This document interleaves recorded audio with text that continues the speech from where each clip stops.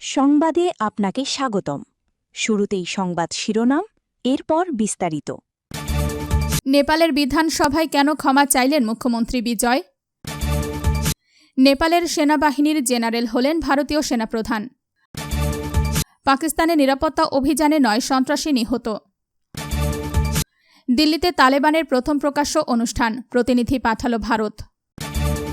দর্শক, এতক্ষণ শুনছিলেন সংবাদ শিরোনাম, এখন বিস্তারিত। আপনি যদি দেশসহ বহির্বিশ্বের খবর জানতে চান তাহলে ভিডিওতে লাইক করে চ্যানেলটি অবশ্যই সাবস্ক্রাইব করে দিবেন। বিধানসভায় কেন ক্ষমা চাইলেন মুখ্যমন্ত্রী বিজয়? ভারতের তামিলনাড়ু রাজ্যের প্রয়াত সাবেক মুখ্যমন্ত্রী তথা ডিএমকের প্রভাবশালী নেতা এম করুণানিধিকে নাম ধরে ডেকে বিতর্ক তৈরি করায় তামিলনাড়ুর মুখ্যমন্ত্রী সি জোসেফ বিজয় বিধানসভায় নিঃশর্ত ক্ষমা প্রার্থনা করেছেন। খবর এনডিটিভির। এক মন্ত্রী প্রথাগত সম্মানসূচক পদবি ছাড়া সরাসরি তার নাম উল্লেখ করায় বিরোধী শিবিরের তুমুল হইচই ও বিক্ষোভের মুখে পড়ে ক্ষমতাসীন দল। ঘটনার সূত্রপাত বিধানসভায় স্বাস্থ্য ও রাজস্ব বিভাগের অনুদান দাবির ওপর এক আলোচনার সময়। তামিলনাড়ুর বনমন্ত্রী আর.ভি. রঞ্জিত কুমার অতীতে নির্বাচনে ভোটের বিনিময়ে টাকা বিতরণ ব্যবস্থার সমালোচনা করেছিলেন। বক্তব্য রাখার সময় তিনি আলোচিত তিরুমঙ্গলম ফর্মুলার প্রসঙ্গ টানেন এবং দাবি করেন তার কাঞ্চিপুরম কেন্দ্রে আগের নির্বাচনগুলোতে ভোট প্রতি 1500 রুপি পর্যন্ত বিলি করা হয়েছিল। এরপর বর্তমান প্রশাসনের সঙ্গে আগের সরকারগুলোর পার্থক্য তুলে ধরে তিনি বলেন, বর্তমান সরকার ক্ষমতায় আসার জন্য কোনো অর্থ বিতরণ করেনি। তবে নির্বাচনের অতীত কৌশলগুলোর তালিকা দেওয়ার সময় বনমন্ত্রী প্রথা ভেঙে প্রয়াত ডিএমকে প্রধান এম করুণানিধিকে স্রেফ করুণানিধি বলে সম্বোধন করেন। তামিলনাড়ু বিধানসভার দীর্ঘদিনের রীতি অনুযায়ী সম্মানিত ও প্রবীণ নেতাদের নামের আগে কালায়েঞ্চার, পণ্ডিত বা সাবেক মুখ্যমন্ত্রীর মতো সম্মানসূচক খেতাব বা প্রোটোকল পদবি ব্যবহার করার বাধ্যবাধকতা রয়েছে। সম্মানসূচক সম্মান না দিয়ে সরাসরি নাম ব্যবহার করায় বিরোধী ডিএমকে সদস্যরা ক্ষোভে ফেটে পড়েন। সাবেক মন্ত্রী KKSSR রামচন্দ্রনের নেতৃত্বে বিরোধী দলের বিধায়করা এটিকে সংসদীয় সৌজন্য ও শিষ্টাচারের লঙ্ঘন আখ্যা দিয়ে তৎক্ষণাৎ স্বতঃস্ফূর্ত প্রতিবাদ শুরু করেন। নেপালের সেনাবাহিনীর জেনারেল হলেন ভারতীয় সেনাপ্রধান। ভারতীয় সেনাপ্রধান জেনারেল ধীরজ শেঠকে নেপাল সেনাবাহিনীর সম্মানসূচক জেনারেল পদমর্যাদা দেওয়া হয়েছে। সোমবার 17 আগস্ট নেপালের রাজধানী কাঠমান্ডুর শীতল নিবাসে আয়োজিত এক অনুষ্ঠানে দেশটির প্রেসিডেন্ট রামচন্দ্র পৌটেল এই পদমর্যাদা প্রদান করেন। 1950 সালে শুরু হওয়া একটি ঐতিহ্যের ধারাবাহিকতায় এই সম্মাননা দেওয়া হলো। ওই ঐতিহ্য অনুযায়ী নেপাল ও ভারত পরস্পরের সেনাপ্রধানকে সম্মানসূচক জেনারেল পদমর্যাদা দিয়ে থাকে। 4 দিনের সফরে নেপালে থাকা জেনারেল শেঠ নেপাল সেনাপ্রধান জেনারেল অশোক রাজ সিকদেলের সঙ্গেও বৈঠক করেন। তারা পারস্পরিক স্বার্থ সংশ্লিষ্ট বিষয় এবং দুই দেশের সামরিক সম্পর্ক আরও জোরদারের উপায় নিয়ে আলোচনা করেন। প্রেসিডেন্ট পৌটেলের সচিবালয়ে এক সংবাদ বিজ্ঞপ্তি অনুযায়ী অনুষ্ঠানে নেপালের ভাইস প্রেসিডেন্ট রাম সাহাই প্রসাদ যাদব, পররাষ্ট্রমন্ত্রী শিশির খানাল, নেপালে নিযুক্ত ভারতের রাষ্ট্রদূত নবীন শ্রীবাস্তব এবং নেপালের সেনাবাহিনী ও সরকারের জ্যেষ্ঠ কর্মকর্তারা উপস্থিত ছিলেন। জেনারেল শেঠ রোববার নেপালে পৌঁছান।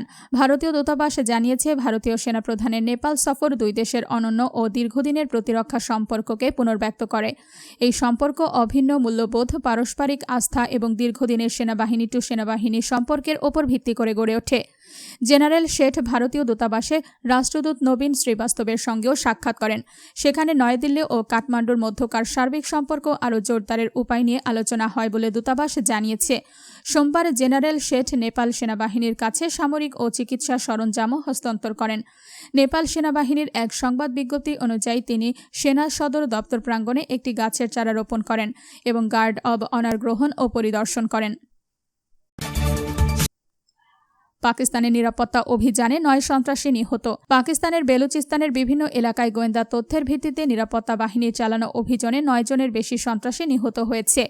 মঙ্গলবার 18 আগস্ট জিয়ারাত, হারনাই ও সুরাব জেলায় অপারেশন রাদ উল ফিতনা 3 এর আওতায় এসব অভিযান চালানো হয় বলে জানিয়েছে নিরাপত্তা সূত্র।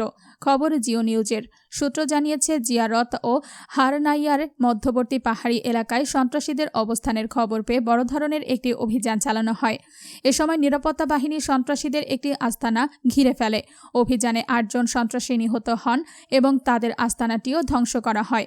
অন্যদিকে সুরাব জেলার হাজিকা গ্রামে পৃথক অভিযানে আরও 1 জন সন্ত্রাসী নিহত হয়েছে। দাসতকাতাই ও হাজিকা এলাকায় সন্ত্রাসীদের চলাচল শনাক্ত করার পর অভিযানটি চালানো হয় বলে জানিয়েছে নিরাপত্তা সূত্র। অভিযান অভিযানে নিহত সন্ত্রাসীদের কাছ থেকে গোলাবারুদ, ম্যাগাজিন, হ্যান্ড গ্রেনেড, ওয়াকিটকি, একটি মোটরসাইকেল সহ বিভিন্ন সরঞ্জাম উদ্ধার করা হয়েছে।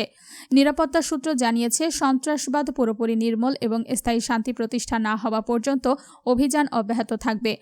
আর একদিন আগেও বেলুচিস্তানের কিল্লি জাইক এলাকায় গোয়েন্দা তথ্যের ভিত্তিতে চালানো অভিযানে 2 সন্ত্রাসী নিহত এবং আরও 3 জন আহত হয়েছিল। তার আগের দিন খারান জেলায় পৃথক অভিযানে ভারত সমর্থিত বলে দাবি করা 7 সন্ত্রাসী নিহত হয়। দিল্লিতে তালেবানের প্রথম প্রকাশ্য অনুষ্ঠান, প্রতিনিধি পাঠালো ভারত। ভারতের রাজধানী নয়াদিল্লিতে প্রথমবারের মতো প্রকাশ্য অনুষ্ঠানের আয়োজন করেছে আফগানিস্তানের তালেবান সরকার। সোমবার আয়োজিত এই অনুষ্ঠানের উদ্দেশ্য ছিল 2021 সালের 15ই আগস্ট কাবুলের নিয়ন্ত্রণ নেওয়ার 5 বছর পূর্তি উদযাপন। হিন্দুস্তান টাইমসের খবরে বলা হয়, অনুষ্ঠান থেকে ভারতের সঙ্গে সম্পর্ক আরও গভীর করার বার্তা দিয়েছে তালেবান। অনুষ্ঠানের মঞ্চে ভারত ও তালেবানের পতাকা রাখা হয়। সেখানে আফগান সরকারের চার্জ দ্য অ্যাফেয়ার্স নূর আহমদ নূর দেশটির পররাষ্ট্রনীতি এবং ভারতের সঙ্গে সম্পর্ক নিয়ে বক্তব্য দেন। নূর বলেন, আফগানিস্তানের পররাষ্ট্রনীতি ভারসাম্যপূর্ণ যোগাযোগ, পারস্পরিক সম্মান এবং অন্য দেশের অভ্যন্তরীণ বিষয়ে হস্তক্ষেপ না করার নীতির ওপর ভিত্তি করে পরিচালিত হচ্ছে।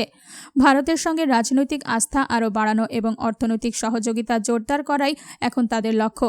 তিনি বলেন, ভারত ও আফগানিস্তানের সম্পর্ক আরও শক্তিশালী হলে উভয় দেশই লাভবান হবে। একই সঙ্গে এর ফলে পুরো অঞ্চলে স্থিতিশীলতা, যোগাযোগ ব্যবস্থা ও অর্থনৈতিক উন্নয়নও বাড়বে। তালেবানের আয়োজিত অনুষ্ঠানে ভারত সরকারের প্রতিনিধিও উপস্থিত ছিলেন। দেশটির পররাষ্ট্র মন্ত্রণালয়ের পাকিস্তান, আফগানিস্তান, ইরান বিষয়ক বিভাগের যুগ্ম সচিব আনন্দ প্রকাশ ভারতের প্রতিনিধিত্ব করেন। তবে ভারত এখনও তালেবান সরকারকে আনুষ্ঠানিক স্বীকৃতি দেয়নি। এরপরও গত কয়েক বছরে 2 দেশের কূটনৈতিক যোগাযোগ বেড়েছে। দূতাবাস ও কনসুলেটগুলো আগের তুলনায় সক্রিয় হয়েছে। 2 দেশের মধ্যে উচ্চ পর্যায়ের প্রতিনিধি দলের সফরও হয়েছে।